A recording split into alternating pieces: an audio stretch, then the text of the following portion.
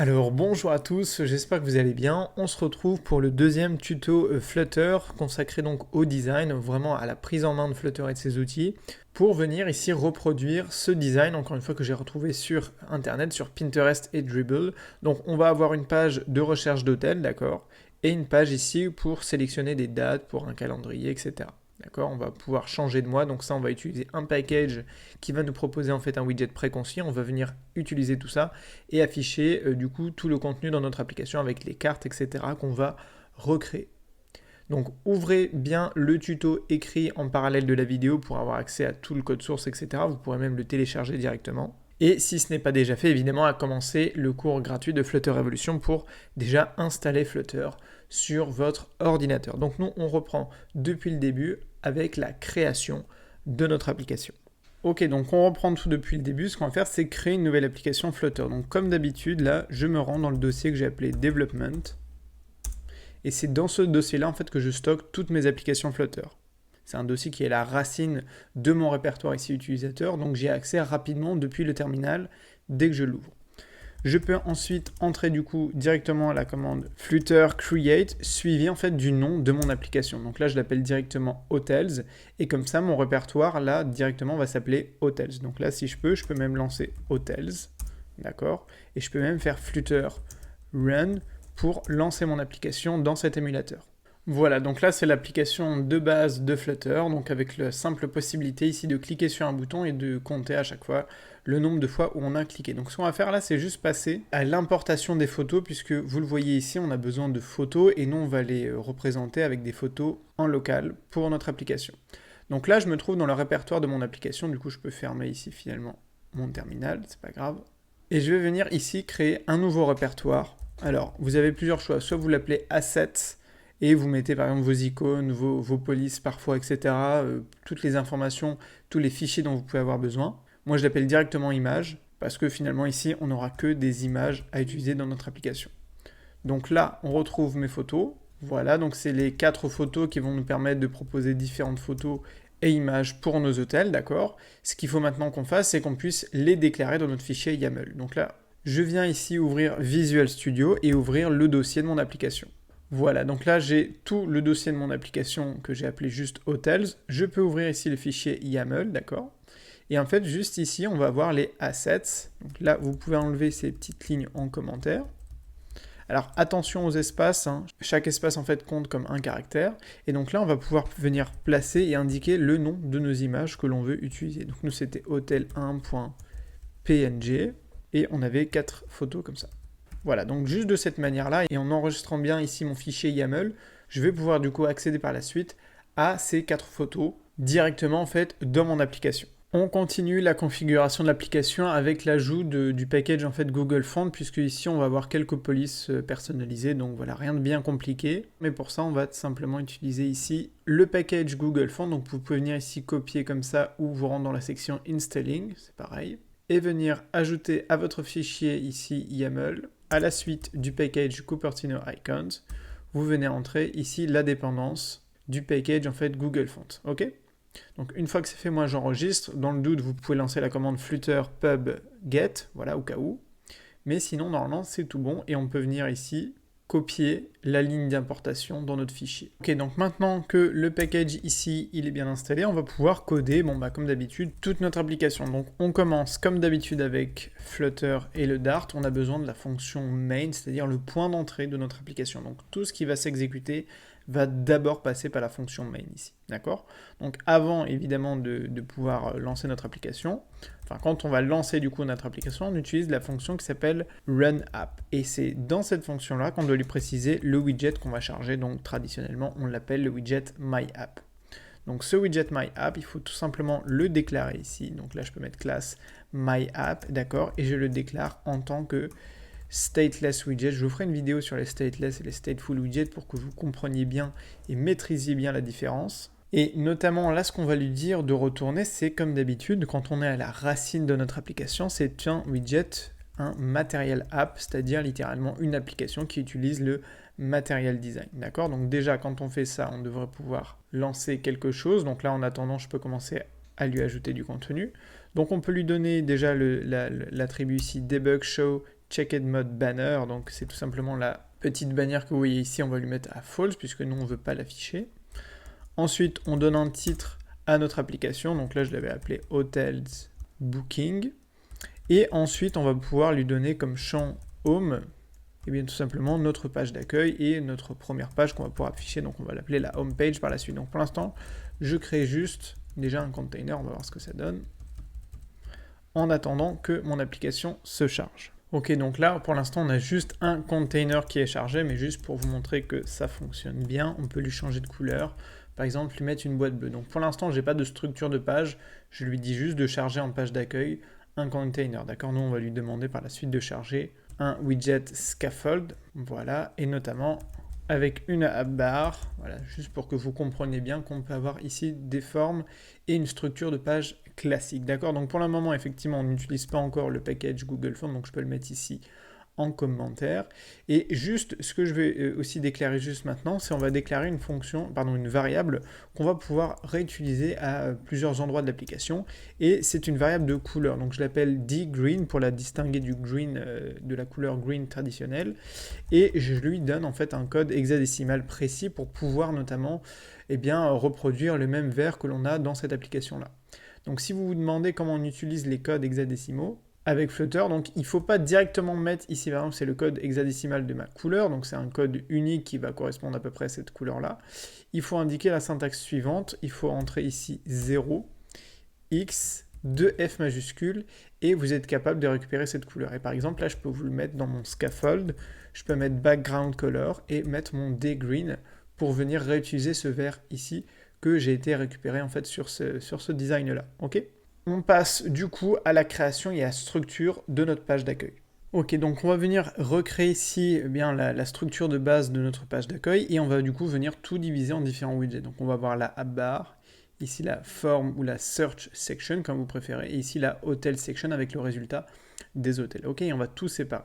Alors avant, ce qu'on peut faire, c'est déclarer la classe déjà de notre home page. D'accord, là j'avais directement entré le widget scaffold. Nous, on va la déclarer séparément, comme ça sera plus clair.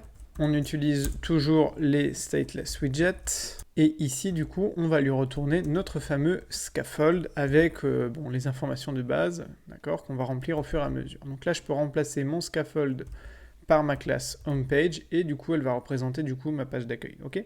Donc on va lui mettre dans ce scaffold à nouveau une app bar, donc avec la classe pour le moment app bar très simple, avec un simple title, un champ de texte et par exemple la valeur home pour le moment, même si on va venir s'adapter évidemment au design original. Et ce qu'on va faire, c'est que pour le body, par la suite, on va tout stocker dans une colonne. Pour l'instant, je mets juste un container. Et toujours pareil, pour que vous puissiez bien le visualiser, là, si je le colore par exemple en jaune, on voit bien que le body, le corps de notre page se met bien en jaune.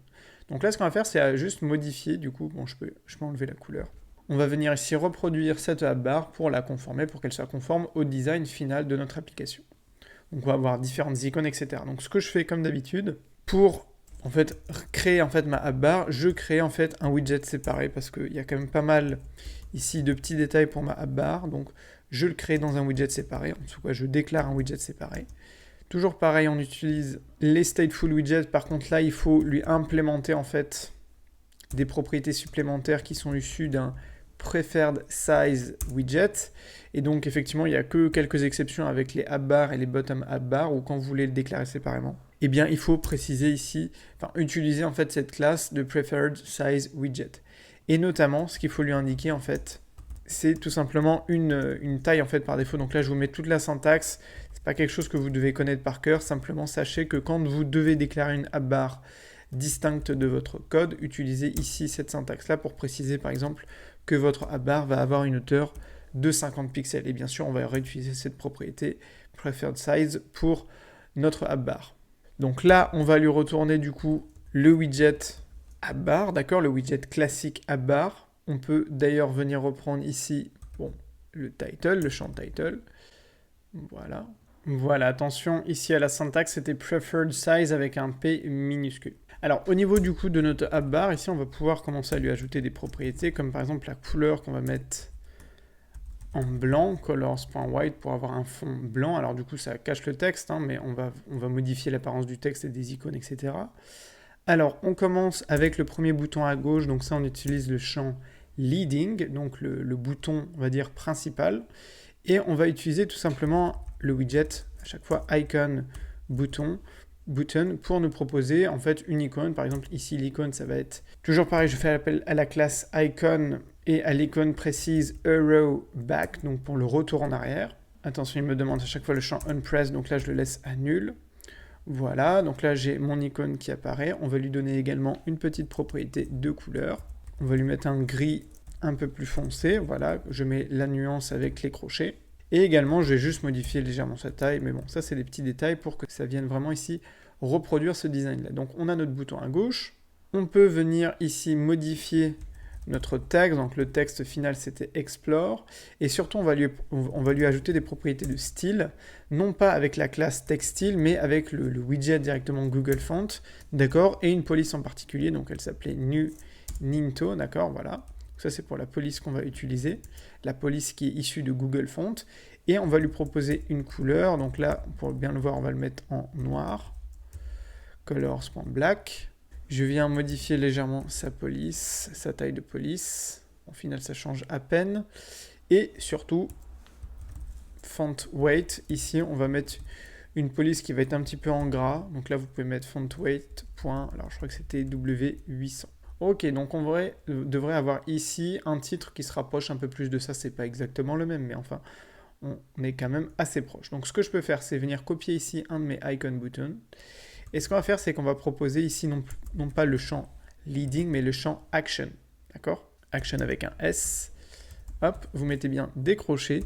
Et à l'intérieur de ce tableau et de cette liste, en fait, action, vous allez pouvoir proposer, vos deux boutons. D'accord? Donc on va proposer deux boutons qui vont se mettre ici à droite. Alors ce qu'on voit déjà, c'est que quand on propose deux boutons, on a le texte, on a le titre qui est plus centré. Donc là, je peux ajouter, par exemple, au début ou à la fin, la propriété qui s'appelle Center Title, et donc là je la mets bien à True pour forcer mon titre en fait à être bien centré, notamment sur Android vous avez aussi ce décalage à gauche. Ok, donc maintenant j'ai plus qu'à ici modifier mes icônes. Donc là l'icône c'était Favorite Outline Rounded pour reproduire ici ce cœur, et la deuxième icône c'était directement Place. Voilà, donc on a déjà ici une app bar qui ressemble quasiment à l'identique à la barre qu'on veut avoir ici comme résultat dans notre design. Ok, on passe maintenant à la deuxième section de notre page qui va être en fait ce qu'on va appeler la search section. On va avoir un formulaire, un bouton, et puis des petites informations ici de type texte qui vont pas être éditables, mais voilà, donc on va travailler sur l'affichage avec les différentes colonnes, etc.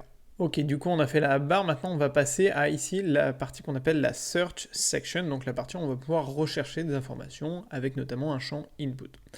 Alors ce qu'on peut regarder ici, c'est ici le contenu de notre champ body. On peut lui mettre soit directement ici le widget children, d'accord, puisqu'on va avoir plusieurs widgets à l'intérieur, et par exemple on peut mettre, comme je l'avais fait dans le précédent tuto, on peut leur donner quelques propriétés, par exemple une hauteur, et une couleur, par exemple colors.blue, voilà. Et ensuite, on va donner une taille un peu plus grande, et une couleur rouge pour la deuxième section, voilà. Alors du coup, là, on a un overflow comme d'habitude, ok? Donc ce qu'on fait pour éviter le overflow, d'accord? Puisque là, ça rentre pas dans l'écran, on va placer tout ça dans une single child scroll view. Voilà, je fais mon petit décalage, et du coup, instantanément, là, je peux venir scroller mon contenu à l'horizontale, d'accord? Donc, en réalité, nous, cette boîte-là, elle va peut-être prendre 200 de hauteur, et puis celle-ci, effectivement, elle va être plus grande, ok? Donc, on a à peu près ça dans la répartition, on va avoir notre search section, et ici, on va l'appeler la hotel section, ok? Donc, ce que je peux faire, c'est que je viens déclarer séparément ces deux sections. Donc, la première, ça va être la search section, donc je la déclare de manière classique en tant que stateless widget toujours, puisque ça va être un widget complètement statique, et je peux reprendre le code de mon container, où on va lui afficher une boîte bleue et de 200 pixels pour le moment. Donc là, je peux remplacer mon container par ma search section, d'accord? Et on va venir créer pareil, non pas la search section, mais la hotel section. Hotel section, là on va lui mettre par exemple 2000, et on va lui mettre une couleur, on lui met une couleur un peu moins vive, voilà, pour que ça reste quand même un peu léger. Ok, donc on a notre search section et notre hotel section, et en fait tout va se passer en fait dans ces deux sections là. En ce qui concerne du coup notre search section, on va utiliser des containers et tout un système de row, en fait, pour proposer du contenu comme ça qui va s'aligner de cette manière. Alors, ce que je commence par faire ici, bon, on va déjà modifier la couleur de notre boîte et on va lui mettre un petit gris, voilà, avec une nuance un peu plus claire, voilà, gris comme ça. Alors, pour bien voir la différence, finalement, cette partie-là, je la laisse en blanc, comme ça, on verra bien la différence entre nos deux parties. Donc là, on laisse la couleur à gris, d'accord ? Et on va proposer notamment un padding en fait à notre boîte pour tout simplement que l'espace qui va être à l'intérieur soit bien ordonné et bien aligné, d'accord ? Donc là, je peux lui donner la propriété de padding edge. Donc là, c'est toujours la même syntaxe. On va mettre from LTRB pour préciser notamment à droite et à gauche. Donc là, je mets 10 en haut, 10 à droite et 10 en bas. Il n'y a que en haut. On va mettre un peu plus de marge, on va mettre 25. Ok, donc pour l'instant, on ne le voit pas, d'accord, ça n'affecte pas notre résultat, tout simplement parce qu'il n'y a pas encore de contenu à l'intérieur. Alors, je vais également lui enlever la hauteur à la fin, puisqu'on n'en aura plus besoin, étant donné qu'il y aura du contenu. Et par contre, à l'intérieur, on lui met bien une colonne, d'accord, mais toujours pareil. Ce que je vais faire pour que vous visualisiez bien toujours les boîtes, on va créer des containers à chaque fois pour juste visualiser le contenu. Donc, on veut qu'il y ait 2 boîtes. D'accord, on leur donne une hauteur arbitraire, par exemple ici de 100 pixels, et une couleur bleue, par exemple, une boîte bleue et une boîte rouge. Ok, on va réduire volontairement la taille. Ok, donc le premier container ici représente notre champ input avec le bouton, et la boîte ici rouge va représenter cette partie-là avec les informations, la date et le nombre de personnes qui vont aller dans l'hôtel. Ok, enfin les paramètres en fait de votre recherche. Donc ce qu'on peut faire, c'est qu'on va remplacer du coup nos containers par des rows, d'accord, directement. On pourrait laisser le container juste pour bien visualiser. Maintenant, on va essayer d'aller un peu plus vite aussi, puisque ça, ce sont des notions qu'on a déjà eu l'occasion d'aborder dans le tuto précédent. Donc ce que je vais faire, c'est que je vais utiliser une row pour proposer du contenu à l'horizontale, et notamment ce qu'il va y avoir à l'intérieur, ça va être un input. Bon, du coup, quand j'enregistre ici, j'ai ma boîte bleue là qui disparaît. Et ce qu'on va pouvoir faire, c'est tester, en fait, vous montrer notamment l'utilité d'un widget qui s'appelle Expanded Widget, et vous allez voir en fait son utilité. Donc là, ce que je peux faire, c'est juste mettre un container. Je vais lui donner une hauteur, par exemple, ici arbitraire pour l'instant de 50 pixels, une largeur de 50 pixels. Et pour le visualiser, on va le mettre en vert, par exemple. Hop. Ok, donc on place ce carré vert. Or, ce carré, je veux que ça soit en fait finalement mon bouton ici de recherche, et je veux qu'il se place à droite. Ce qu'on peut faire du coup, c'est qu'avant ce container, on va utiliser le widget expand, d'accord, qui va du coup lui prendre toute la place qu'il y a de disponible. Ok. Alors, il faut pareil que je lui mette du coup un container. Donc là, je peux lui mettre un container avec une couleur par exemple qu'on va remettre en bleu. Voilà. Et on peut lui donner également une hauteur ici arbitraire de 50 pixels. Et vous voyez du coup, ce qui se passe, c'est que du coup, cet espace-là prend toute la place de disponible. Qu'est-ce qui se passe si j'augmente la taille, la largeur de mon bouton à 200 pixels, ou même à 100 pixels? Là, typiquement, on est dans l'intérêt d'avoir ce qu'on appelle le design qui va être responsive, c'est-à-dire adaptatif. Donc là, ma boîte finalement verte, elle a un design et une hauteur et une taille qui va être fixe. Par contre, celle-ci, elle va avoir une largeur qui va être variable en fonction de l'espace disponible. Et du coup, ce que je peux faire, c'est qu'à l'intérieur ici de mon container, en fait, je vais lui proposer mon champ et plutôt mon widget en fait text fill qui va me permettre d'entrer du texte en fait à l'intérieur de ma boîte. Et donc vous voyez que là du coup, j'ai déjà ma boîte qui a été créée. Alors maintenant, il faut lui donner un peu de design. Donc déjà, je vais styliser un peu ma boîte et mon container ici. Déjà, ce que je peux commencer à faire, c'est à lui donner un ici padding à gauche pour que, eh bien tout simplement, on commence pas à entrer le texte directement à gauche. Juste, ici, on lui met left 5 pixels pour que, du coup, quand on entre le texte, ça soit légèrement décalé, ok? Ça soit pas exactement collé. Ensuite, là, on va pouvoir réellement passer aux propriétés de decoration, de décoration. Donc là, je peux utiliser la classe box decoration pour appliquer et vraiment styliser ma boîte. Du coup, le color blue, attention, il faut bien le placer à l'intérieur quand on utilise la classe box decoration. Ici, on va colorer en fait notre champ, enfin notre boîte premièrement en blanc. On va lui appliquer la propriété border radius avec la classe border radius .circular avec ici par exemple un rayon de 20 pixels. Ok. Alors, il faut que j'augmente un petit peu pour que ça soit bien circulaire. Ok, par exemple ici 30 pixels. Et surtout, ce qu'on veut lui donner en fait, c'est une ombre en fait avec la propriété le champ box shadow. Alors pardon, il faut que je me place bien à l'intérieur. Ici box shadow. Et je vais avoir du coup, alors ici la box shadow, la syntaxe elle est un peu particulière, c'est qu'il faut directement mettre du contenu sous forme de liste, puisque vous pouvez mettre plusieurs ombres simultanément. Donc là, vous venez reprendre la classe box shadow et vous lui mettez toutes les informations qui sont indispensables, par exemple la couleur de l'ombre que vous voulez proposer, et ensuite c'est toutes les propriétés, donc par exemple là le blur, c'est-à-dire le rayon du flou, donc là je le mets à 5, et ensuite ça va être le offset, donc là on peut mettre par défaut offset 1,1 juste pour voir ce que ça donne. Alors ce qu'on va faire pour bien visualiser les ombres, c'est que avant mon container ici rouge, on va lui mettre une petite size box pour pouvoir en fait tout simplement espacer un petit peu mon contenu. Voilà, et bien s'occuper ici du design en fait de notre champ text field. Ok. Alors ici je vais légèrement modifier les propriétés parce que c'était pas finalement celles qui correspondent exactement au design. Voilà, j'avais fait une petite update, voilà, pour avoir un fond qui va être un petit peu plus fondu. Bon bah voilà, là on a quasiment terminé pour le design en soi de notre container. Ce qu'il faut qu'on s'occupe maintenant, c'est de notre champ input en lui-même. D'accord. Donc là on va travailler ici avec le champ text field et on va lui apporter en fait plein de propriétés. Donc notamment le premier champ, c'est toujours pareil le champ decoration, et là on va utiliser la classe input decoration. Notamment ce qu'on va lui donner ici c'est un int text, donc ça va être le texte qui va s'afficher en fond. Donc par exemple ici dans notre design c'était London. Ok. Ensuite on peut lui mettre un padding intérieur, content padding pour notre champ input, donc là je lui avais mis un padding de 10, voilà. Comme ça sera bien centré. Et ensuite, on va faire en sorte d'enlever cette ligne en bas. Donc là, c'est le champ, la propriété border. Et là, il faut lui préciser input border.none. Voilà. Et du coup, ça va faire disparaître cette ligne bleue ici. OK. Donc là, on a fait notre champ input. Donc là, on est capable de maintenant d'écrire à l'intérieur. On a un petit peu stylisé tout ça. Et en fait, notre champ input est contenu à l'intérieur, du coup, d'une boîte et d'un container. Ce qu'il faut qu'on s'occupe maintenant, on va s'occuper en fait de notre bouton, d'accord, le bouton qu'on va venir placer ici, donc il va être un bouton de recherche. Donc pour ça, en fait, ça va venir remplacer ici notre container qui était en fait vert pour le moment.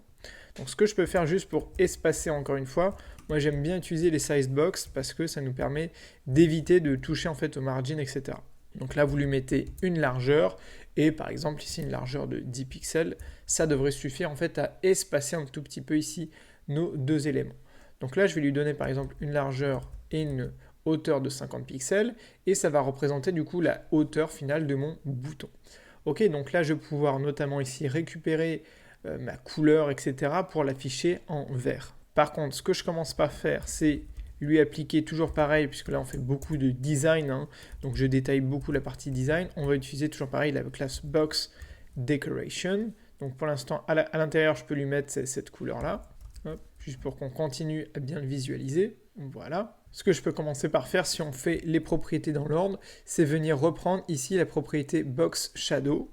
Voilà, ça ne va pas être exactement les mêmes que pour le champ input. Là, j'avais mis 0.4. Effectivement, ça dépend, puisque là, on aura quand même un affichage qui va être double avec notre boîte et le bouton qui sera à l'intérieur. Donc ça, c'est en fonction du rendu, évidemment, final. Là, ce que je peux y ajouter juste à la suite de mon border radius, c'est de mon box shadow, c'est un border radius, tout simplement pour avoir des bords arrondis, puisque ce qu'on veut, c'est un bouton qui soit rond. Donc là, vous venez reprendre la classe qui s'appelle border radius.all. Nous, ce qu'on veut, c'est qu'il ait les bords arrondis partout. Et en termes de rayon, nous, ce qu'on veut, c'est un rayon qui soit circulaire. Et là, vous mettez 25 pixels de rayon. Voilà. Donc là, on a notre petit bouton maintenant qui est arrondi. Vous pouvez bien indenter en mettant ici une petite virgule à la fin. Et en fait, on a utilisé en fait cette structure de container juste pour proposer une ombre en fait à notre bouton et une taille précise également, ça c'est important. Du coup, en fait, par la suite, on pourra enlever ici cette propriété de couleur. Donc là, je peux lui placer un simple elevated button, voilà, qu'on va pouvoir styliser avec les options de thème. Pour l'instant, le unpressed, on lui met rien. Et surtout, en child, on lui met une icône. Et donc l'icône, ça va être une icône de recherche. Ok, donc si on regarde qu'est-ce qu'on a, là, le problème c'est qu'on a un espèce de doublon entre notre bouton, le elevated button, et la boîte qu'on avait en dessous. Donc là, tout de suite, ce que je peux commencer par faire, c'est dans mon style, en fait dans le elevated button, c'est ajouter le champ style pour venir modifier l'apparence de mon elevated button.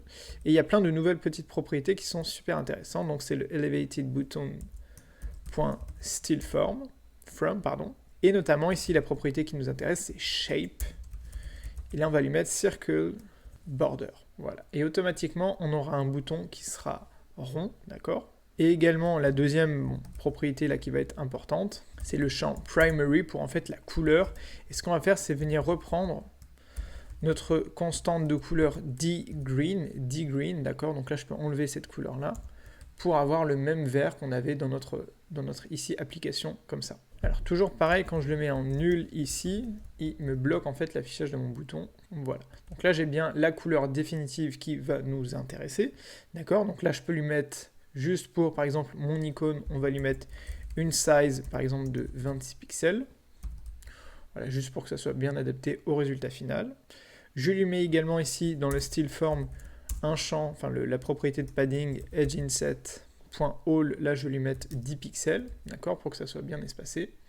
Et déjà, on a un résultat qui est à peu près centré. Et du coup, ce qu'on fera pour la prochaine partie, c'est qu'on va connecter ce bouton, en fait, on va l'associer à l'ouverture, en fait, de notre deuxième page. Ok, donc maintenant ce qu'on veut représenter, c'est cette partie ici, avec finalement des informations de texte et de filtrage en fait pour notre recherche d'hôtel. Donc c'est assez classique puisque c'est simplement du texte notamment. Alors on peut ici venir du coup remplacer ici notre container avec pour l'instant du contenu qui était avec une boîte rouge, et on va proposer du contenu donc dans une row. Donc comme pour cette partie-là, bon, ça va s'afficher ici à l'horizontale. À l'intérieur en fait de ma row, je vais mettre différents containers. Ces containers, ils vont me permettre chacun de contenir en fait une colonne, puisque à l'intérieur, on aura du contenu qui va être à la verticale. Donc là, je mets un container ici, d'accord. Je lui mets comme enfant une colonne. Alors pourquoi du coup j'ai utilisé quand même un container? C'est parce que là, j'avais juste besoin de lui indiquer la propriété de margin, en fait, pour bien espacer mes éléments les uns par rapport aux autres. Donc là, je lui mets une marge de 10 pixels. Et à l'intérieur, on va lui mettre deux champs de type texte. Donc le premier, c'était choose date. Et le deuxième, c'était l'affichage, par exemple, ici d'une date. Alors ce que je peux faire ici, c'est venir carrément même enlever en fait ma sizebox pour que le contenu il soit collé, puisque c'est à peu près ici comment ça se représentait. Donc là, on a du coup notre colonne de gauche. Et ce qu'on peut faire, en fait, c'est venir copier, bon, hop, ce container-là. Comme ça, on aura deux colonnes de texte. Là, je remplace juste le texte pour avoir ce qui correspond donc au design. Et par contre, ce qu'il faut qu'on ajoute ici, c'est toujours pareil avec les rows et les colonnes, c'est le main axis alignment. Donc là, on est sur une row, donc le main axis alignment, l'axe principal, c'est celui qui est horizontal. Et là, ce qu'on va utiliser, c'est la propriété space between pour espacer en fait au maximum nos deux boîtes. Ok ? Donc là, on se rapproche déjà ici du design qu'on souhaitait. Alors, je vais mettre des petites propriétés pour nos widgets ici de type texte. Ce qu'on peut ajouter, c'est pour ici nos deux colonnes. Ce qu'on veut, c'est que nos widgets texte en fait se positionnent à gauche. Donc là, c'est pas le main axis alignment, c'est le cross axis alignment, d'accord? Puisque là, c'est une colonne. Donc nous, ce qu'on veut, c'est gérer aussi l'axe horizontal. Donc là, ça devient le cross axis alignment. Et là, on va lui mettre à start pour que notre colonne, elle s'aligne à gauche. Voilà. Donc je fais pareil pour la deuxième colonne ici.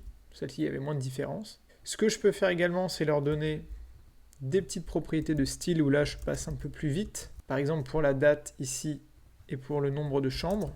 Et je fais pareil ici pour le deuxième type texte. Donc ça, ce sont des propriétés de style avec le package Google Font. Mais on l'a déjà abordé à plusieurs reprises. Donc pour l'instant, rien de nouveau. D'accord ? Voilà. Et ce qu'on peut faire, c'est juste ajouter encore une fois une petite sized box entre nos widgets texte. Avec ici une hauteur de 8 pixels, voilà, juste pour les espacer un petit peu. Et je crois qu'au niveau du design aussi, je m'étais trompé, là c'est pas du gray. Pour le premier, c'était un gray.300. Voilà, enfin ça c'était pour ici l'ombre en fait de notre champ input. Et du coup ici pareil pour le bouton de recherche. Donc on peut considérer que là pour notre partie search section c'est terminé. Ce qu'on va faire maintenant, c'est passer à la partie qui nous intéresse le plus finalement, c'est celle sur l'affichage en fait des hôtels un à un. Donc voilà, maintenant on va travailler sur cette partie, la Hotel Section, et on va avoir finalement en fait deux sous-parties. Ici, un petit affichage, en fait une simple ligne, une row, et ensuite un affichage en fait sous forme de liste dans lequel on va parcourir une variable et afficher du contenu avec des informations différentes. Donc juste pour visualiser, là si on repère un peu notre boîte, toute la hotel section c'est cette section là. Donc je vais la laisser en blanc. Par contre je vais lui enlever en fait sa hauteur et ce que je vais lui mettre c'est plutôt un padding, c'est-à-dire une marge intérieure. Et je la lui mets à 10 pixels. Donc pour l'instant on ne le voit pas, en fait la boîte elle est ici. Ok. Ce que je fais c'est qu'ensuite à l'intérieur du coup je contiens une colonne dans laquelle pour l'instant je vais avoir deux éléments, deux enfants. Un premier container qui va être la première colonne qu'on a dit là. Donc là je lui mets colors.red et on va lui mettre une hauteur par exemple de, alors disons 50 pixels. Voilà. Et ensuite on va avoir l'affichage de notre liste qui va être beaucoup plus grande. Voilà, on peut lui mettre 1000 pixels en bleu. Ok, donc voilà, ça va se passer comme ça. Ok, donc là ça reste cohérent. Ici c'est la partie rouge et ça c'est la partie bleue. Ok, donc nous, ce qu'on veut là, c'est simplement afficher du texte et des icônes. Donc là, je peux reprendre mon container. Donc là, je peux enlever, on peut laisser la couleur, mais en fait, on n'en a pas vraiment besoin. Et je lui mets juste en enfant une row, toujours pareil, avec du contenu. Donc là, à l'intérieur, je vais avoir ici un widget texte et ici un texte et une icône. Ok, donc ça ressemble à ça pour le moment. Donc là, j'ai déjà donné les propriétés de style, donc j'essaie juste d'accélérer un petit peu. Je peux enlever la propriété de couleur pour laisser un fond blanc. Et surtout ici pour ma row, je peux utiliser le main axis alignment et lui indiquer la propriété space between pour bien espacer en fait nos deux grandes boîtes. Donc ici le texte et ici la deuxième row avec à l'intérieur du texte et une icône. Donc voilà, c'est une petite subtilité, mais vous voyez que ça marche quand même assez bien. Ok, donc ça c'était juste pour la partie du haut. Ce qui nous intéresse du coup, c'est maintenant de créer en fait notre liste d'hôtels. Okay. Alors ce qu'on va faire quand même juste avant de passer au contenu, c'est qu'on va venir créer notre variable, je vous en ai déjà parlé, on va créer une variable de type list, comme son nom l'indique, on va pouvoir la parcourir, et on l'appelle la hotel list, tout simplement, d'accord. Et quand vous déclarez une liste, c'est toujours avec ces crochets, d'accord. Par contre, en fait, on va utiliser à l'intérieur de cette liste ce qu'on appelle en Dart les maps, c'est-à-dire ce sont des objets, d'accord, et on les déclare avec ces accolades.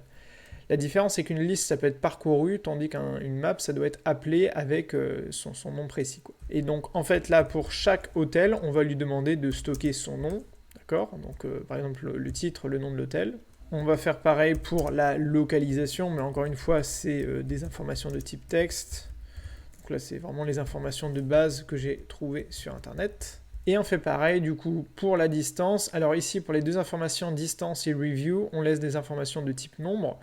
Pour l'adresse, ici, on lui met bien l'adresse de notre photo, d'accord, comme on l'avait déclaré ici dans le fichier YAML, vous vous souvenez, donc on reprend par exemple cette adresse-là. Et pour le price, ouais, j'aurais dû mettre aussi ici en nombre, c'est pas grave. Donc là, je viens copier dans mon code les informations du coup de mes 4 hôtels. Et du coup, ce qu'on va faire maintenant, c'est qu'on va voir comment parcourir ces informations et afficher du coup du contenu qui va être réellement visible et intéressant pour l'utilisateur. Voilà, et du coup l'idée c'est qu'on va vraiment venir ici afficher précisément le titre, l'emplacement, etc. et notamment l'image. Donc on va voir ça en partant vraiment de zéro ici. Donc on reprend ici notre container du coup qui affiche pour l'instant juste du contenu en bleu. Et en fait on va le remplacer par une colonne, une deuxième colonne. Okay. À l'intérieur je mets le champ children. D'accord, mais je ne mets pas directement les crochets, on l'a déjà vu la dernière fois. Là, on va directement en fait générer une liste. Donc je viens reprendre ma variable, hotel list,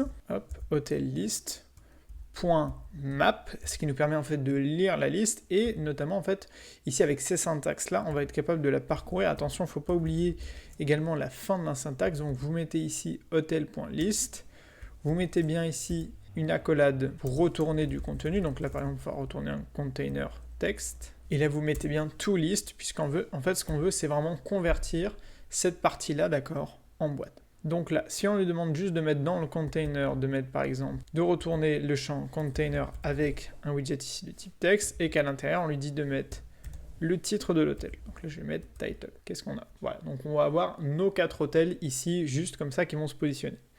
Alors, ce qu'on va faire pour créer un peu le design de tout ça, donc là, je peux vous montrer par exemple pour le container avec un exemple de type texte. On peut reprendre aussi, on peut faire comme ça, child, on va mettre on va mettre image.asset, et là on va lui mettre hôtel avec le champ picture, et là du coup on renvoie bien nos 4 images. Ok, donc là l'idée ça va être de créer finalement un ensemble de dispositions pour se rapprocher au maximum de ce design ici. Donc il y a quand même pas mal d'éléments, ça va être un widget qui va être assez conséquent, donc ce que je vous propose c'est qu'en fait on le rédige en fait dans un widget séparé et qu'ensuite on le transmette en fait sous forme de paramètres toutes les informations de chaque hôtel.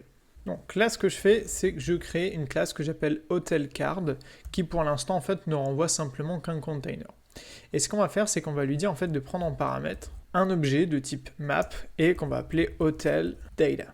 Okay. Par contre ici, je veux que ce paramètre soit obligatoire à être déclaré. Donc il faut que je le transmette dans le constructeur en tant que paramètre, on va dire, qui va être obligatoire.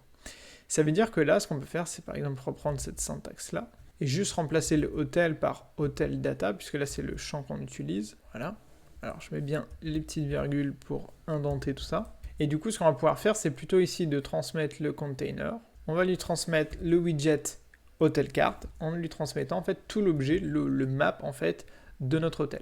Ok, donc là quand on actualise, du coup on a bien le même résultat. Donc là, bon, si on veut modifier, bon, on pourrait mettre une image, le texte, etc. Donc là ce qu'on fait, c'est qu'on va directement modifier à chaque fois pour chacune de nos boîtes. On va modifier une seule fois notre hotel card et ça va mettre à jour du coup pour tous les éléments de notre liste qu'on est en train de parcourir. Ici on parcourt juste la liste. Et pour chaque élément de notre liste, on renvoie le widget hotel card. Là, dans ce widget-là, on lui transmet les informations de cet hôtel précis et on les affiche comme ceci. Donc là, l'idée, ça va être de reproduire à l'identique, on a dit, le design que l'on veut, que l'on souhaite avoir pour notre carte. Alors tout commence, donc là, on est sur la base, c'était une colonne, on va rester sur un container. Donc là, je vais enlever juste le child pour qu'on reparte de 0.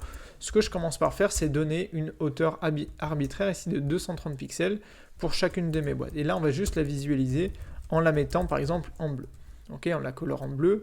Alors là, elles sont toutes collées parce que, du coup, elles s'affichent toutes les unes à la place des autres. On peut leur ajouter comme ça une marge externe de 10 pixels pour un peu les séparer. Donc là, on a une boîte pour chacun de nos hôtels en fait qui est disponible dans notre liste. Ce qu'on va faire maintenant, c'est afficher toutes les informations, le fond, etc. Il y a quand même pas mal de propriétés de design, je vous préviens. Donc voilà. Ce qu'on peut commencer par faire, c'est utiliser ici le champ decoration et la classe box decoration, notamment pour que, alors là, il faut bien qu'on transmette la couleur ici. Voilà, on peut laisser la couleur en bleu. Ce qu'on veut, c'est commencer par le bord, en fait, avoir un bord arrondi avec la classe, toujours pareil, border radius .all, et là il faut préciser encore une fois radius.circular, et là c'était 18 pixels. Ok, donc là on a nos cartes qui sont arrondies, donc le design commence à ressembler, bon vite fait, hein, mais au résultat final, et on peut leur ajouter également la partie box shadow, donc là j'accélère un petit peu parce que c'est des propriétés qu'on a déjà vues. Voilà, j'ai juste ajouté une ombre pour chacune de mes cartes, on se rapproche comme ça du résultat final. Alors ce qu'on va faire pour le contenu qui va être à l'intérieur de ma carte, c'est qu'on va tout mettre à l'intérieur à chaque fois d'une colonne pour proposer mon image et ensuite la boîte ici avec le texte, etc. Donc encore une fois il y a pas mal d'éléments, mais on va tout voir en fait étape par étape. Donc je mets child, column, d'accord, on va lui mettre une colonne à l'intérieur, et on va mettre du coup nos différents éléments. Le premier élément, ça va être notre image. Alors là, je peux lui mettre du coup width double.infinity juste pour le moment où le contenu est encore vide, voilà. Et donc là, on commence à avoir une colonne.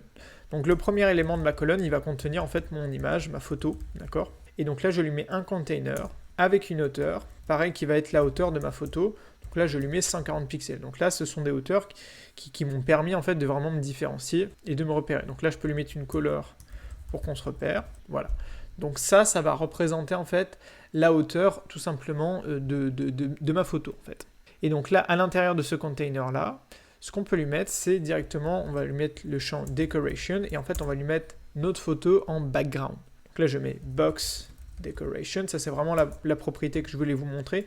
C'est-à-dire que ici, enfin dans l'exemple d'avant, je vous mettais le widget image.asset et là, ça va être une autre propriété. On va aller ici dans image. Alors attendez, je mets juste la couleur à l'intérieur, sinon ça va m'envoyer un bug. Donc là, je mets image, 2 points. Et là, j'utilise la classe decoration image. Donc tout ça, encore une fois, il ne faut pas connaître ça par cœur, mais il faut savoir aller, comme toujours, aller chercher l'information. Donc là, je remets image. Et là, je vais lui mettre asset image. Dans le cas où on utilise des photos en local, c'est asset image. Et quand c'est des photos par internet, c'est network image. Et là, du coup, je vais pouvoir mettre hotel data picture. Voilà. Donc, on a déjà notre image qui se met en fond. Je peux enlever ici la boîte, la partie rouge pour que ça soit un petit peu plus visible. on indente bien tout ça. Alors juste, vous commencez à avoir l'habitude. Ici, il faut évidemment qu'on ajoute les propriétés. Donc là, c'est le fit. Donc là, je vais pouvoir mettre box fit.cover. Voilà. Et du coup, on a notre image qui, à chaque fois, prend la totalité de l'espace disponible. Bon, simplement, ce qu'il faut là, c'est que, en fait, on donne à notre container là, qui contient notre image, des bords arrondis. Donc là, je le fais également rapidement. C'est vraiment juste une petite propriété. Hop, dans ma box decoration. C'est au niveau des bords arrondis, vous mettez border radius.only et vous mettez top left et top right. Et vous mettez du coup la même valeur de radius, de rayon, que pour l'ensemble de notre carte. Et voilà, ça vous permet de cacher, en fait, de faire en sorte que votre boîte ait des bords arrondis et du coup que l'image en fond ne déborde pas. Ok ? Ce qu'on peut faire du coup, c'est venir positionner ici un petit bouton like en haut à droite de notre container. Du coup, ce qu'on utilise, c'est à l'intérieur ici de notre container, on lui met un child et on va utiliser le widget stack, c'est-à-dire c'est celui qui va vraiment se superposer en fait à notre widget et on va positionner du coup un matériel button directement. Alors là, vous mettez children et à l'intérieur, vous mettez le widget qui s'appelle position. Donc lui qui va être positionné vraiment de manière très précise. Donc là, je viens reprendre un material button, c'est un de ceux qui est vraiment de base aujourd'hui. Je lui mets le champ unpressed, et le champ du coup que vous avez l'habitude, c'est le champ icon. Le champ child, qui ici va nous permettre de proposer une icône. Parce que l'intérêt là d'utiliser ce widget là, c'est de proposer ici un bouton avec un fond blanc et ensuite une couleur d'icône qui va être verte. Donc là, je lui mets en tant qu'enfant le widget icon. Alors si je le positionne pas, du coup par défaut, il va me faire bugger mon interface. Alors on peut lui mettre top par rapport à 5%. Voilà, donc là le bouton se positionne ici. Alors vous pouvez le mettre à gauche ou à droite. Ce qu'il faut surtout en fait, c'est lui donner un peu de couleur. Donc juste à votre matériel button, vous pouvez lui donner la couleur blanche. Voilà, pour bien le visualiser. Et on va notamment lui donner des bords arrondis. Donc là c'est bien parce que maintenant il y a la propriété shape. Et là vous pouvez lui mettre circle border, voilà, et automatiquement on va avoir un tout petit bouton, voilà. Et si vous voulez, vous pouvez le positionner comme ça à gauche, et par rapport à droite, si on veut que ça tombe juste, fallait mettre un emplacement négatif de 15 pixels, voilà. Et du coup ici, on obtient le positionnement juste en haut à droite de notre petit bouton like, de notre petit bouton favori. Allez, on continue, il nous reste juste la partie ici, finalement, toutes les informations de texte. Bon, peut-être pas le temps de tout préciser, puisqu'il y a des designs de texte, etc., des petites icônes. On va voir les grandes lignes, puisqu'on va avoir finalement des colonnes, des lignes, etc.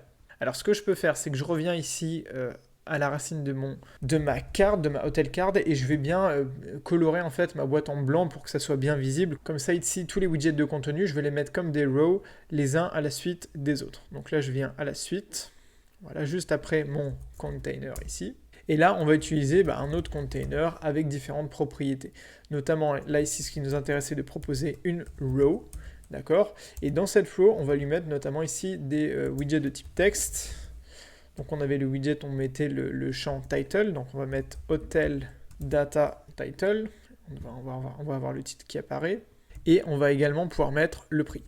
Voilà, donc on a le prix qui apparaît là. Alors, ce qu'il faut faire si vous voulez mettre le prix, on peut mettre ici le symbole $, mais attention parce que $, ça vous fait référence. Vous faites à ce moment-là référence à une variable, donc vous pouvez mettre $, suivi de hotel price. Voilà. Alors d'ores et déjà ici, je peux les espacer grâce au champ main axis alignment. Vous commencez à avoir l'habitude. Et le space between, qui va vraiment séparer ici mes deux champs de type texte. Là, je peux ajouter le champ margin ou padding, d'ailleurs ça revient au même. Et comme ça, j'espace un petit peu mon texte juste par rapport au bord de mon écran et de ma carte. Voilà, donc j'essaye de passer un petit peu rapidement sur ces parties-là. Je donne également une petite propriété de style à mes différents éléments. Donc ça, c'est le titre, le nom de l'hôtel.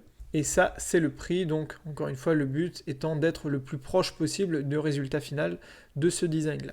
Donc ensuite, on va avoir une deuxième row. Mais pareil, je le contiens d'abord dans un container puisque ça me permet de leur donner une marge en fait. Donc, margin, edge inset, on peut mettre symmetric, donc là au niveau de horizontal, on peut mettre 10 pixels et vertical, je vais laisser à 0, du coup j'ai pas besoin de le mettre, ok, voilà, et surtout à l'intérieur, on va mettre pareil une row avec différents éléments. Alors du coup, ici on va proposer, bon il y a quoi, il y a du texte, il y a une icône et il y a une autre boîte qui se positionne tout au fond.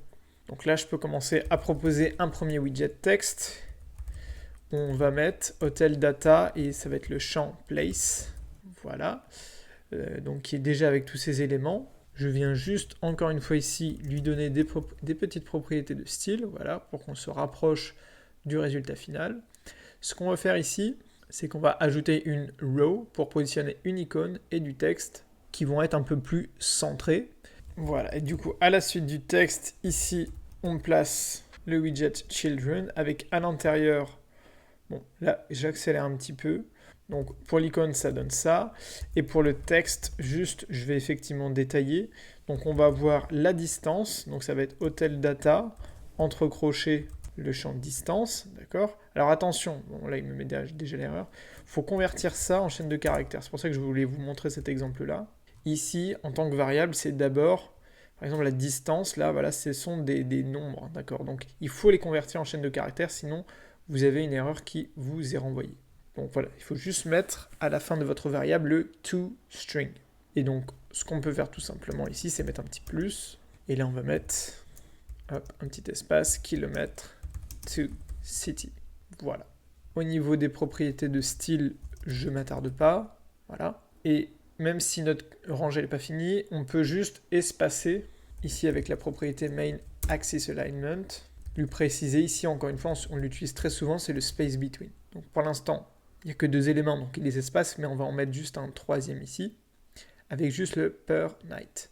Et donc ça, je mets directement un widget texte avec le per night, et je lui ai mis encore une fois des petites propriétés de style. Ok, on a presque fini pour nos cartes. Il nous manque ici la partie review avec des notes. Alors il existe en fait des packages qui vous permettent de reproduire ce système de notation avec des étoiles et vous de gérer en fait simplement des variables ou des notes de manière numérique et de convertir cette note-là en étoile.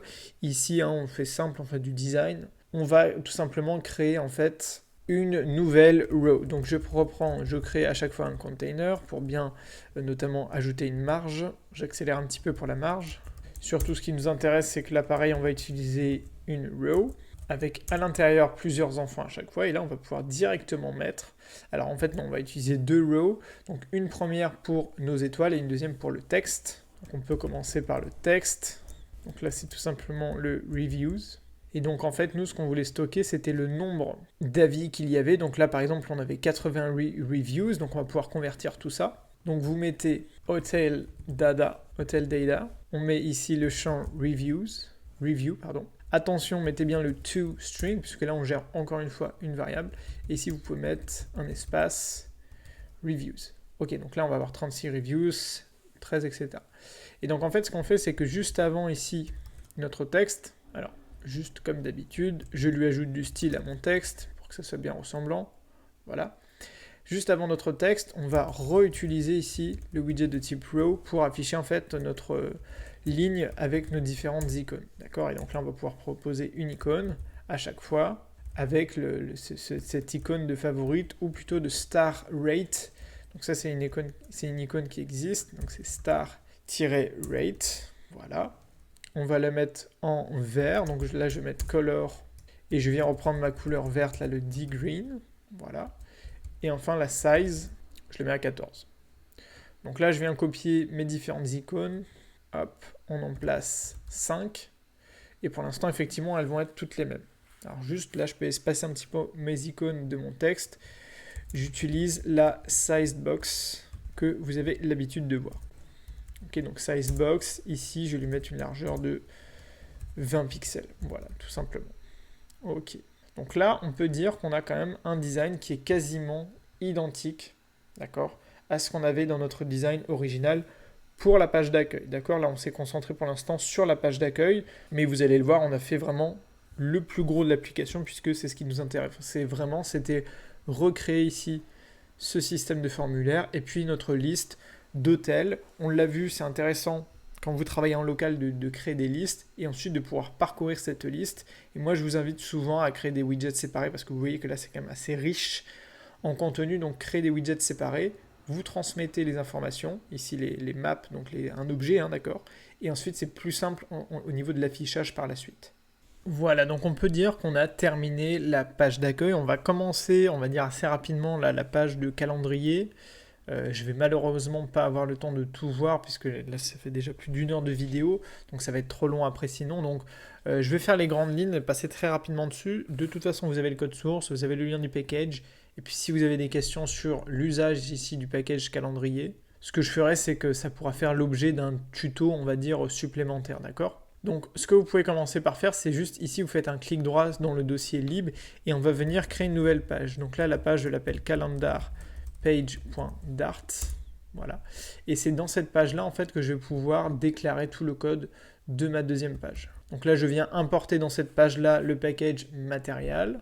Et de la même manière qu'on avait déclaré ici une home page, on va déclarer ici une calendar page. Calendar page, donc là, je mets juste une app bar. Encore une fois, là, je vais avoir des éléments plus précis. Voilà, donc là, on a déclaré notre calendar page.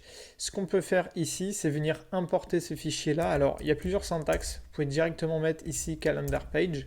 Moi, ce que j'aime bien faire ici, donc plutôt que de mettre calendar, c'est d'avoir une syntaxe un peu plus précise.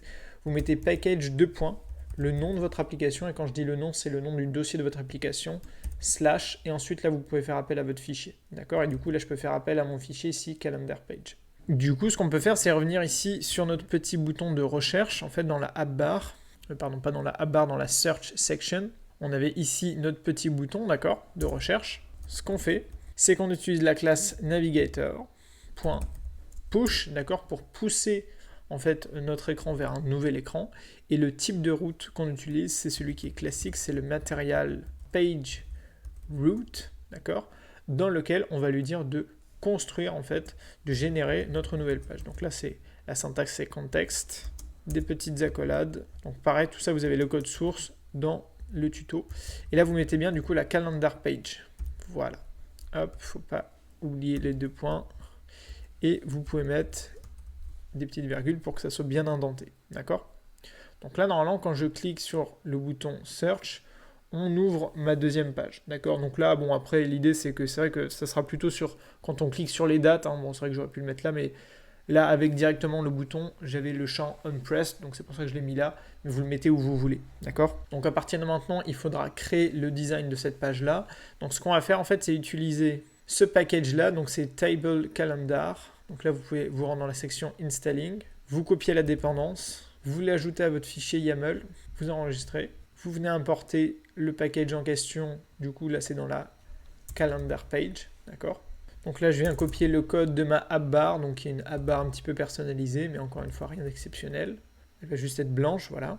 Pour avoir ici, bon ici on n'a pas de app bar puisque eux c'était sous forme de pop-up, moi j'ai fait plus simple, j'ai fait l'ouverture d'une deuxième page, d'accord? Et en fait on va déclarer ici 3 widgets pour 3 sections différentes, donc il y aura la period section, ça sera celle où on va juste afficher les dates qui ont été sélectionnées, ou en tout cas sélectionnées en cours. On va avoir le calendar section arrange, donc là ça va être la partie où on va afficher concrètement le calendrier. Et enfin la validate booking section, là le bouton en fait, le petit formulaire de fin pour valider l'envoi de nos données. Alors juste ce qu'il faut faire, c'est qu'il faut déclarer des variables pour pouvoir utiliser ce package-là. De toute façon, si ça vous intéresse vraiment, mettez-le moi dans les commentaires. J'aurai l'occasion d'aborder peut-être un tuto entre ce calendrier-là et Firebase. Voilà, et là je passe rapidement sur cette partie, mais en fait je crée 3 variables de type date pour pouvoir en fait utiliser, d'accord, mon calendrier et récupérer aussi à la fin les données qui sont importantes. Bon voilà, du coup je viens de redémarrer bien comme il faut l'application et là le package est bien pris en compte et du coup on a la possibilité ici d'éditer en fait notre calendrier, de faire des sélections de dates. Alors après ces dates-là, on les récupère pas, on n'a pas de formulaire, etc. C'est pas dynamique avec Firebase ou autre, mais c'est une démo visuelle, voilà, de l'utilisation de ce package-là. Encore une fois, si ça vous intéresse que je vous parle plus de ce package-là, qu'on parle plus de la gestion des calendriers, mettez-le moi dans les commentaires. Ça pourra faire en fait l'objet d'un prochain tuto et pourquoi pas qu'il soit lié à Firebase pour gérer par exemple des événements. Donc voilà du coup pour ce tuto. Donc si ce n'est pas déjà fait, comme toujours, commencez le cours gratuit de Flutter Evolution pour accéder, enfin, j'imagine que c'est déjà fait à cette étape-là de la vidéo, mais pour installer Flutter, et puis à rejoindre le cours complet.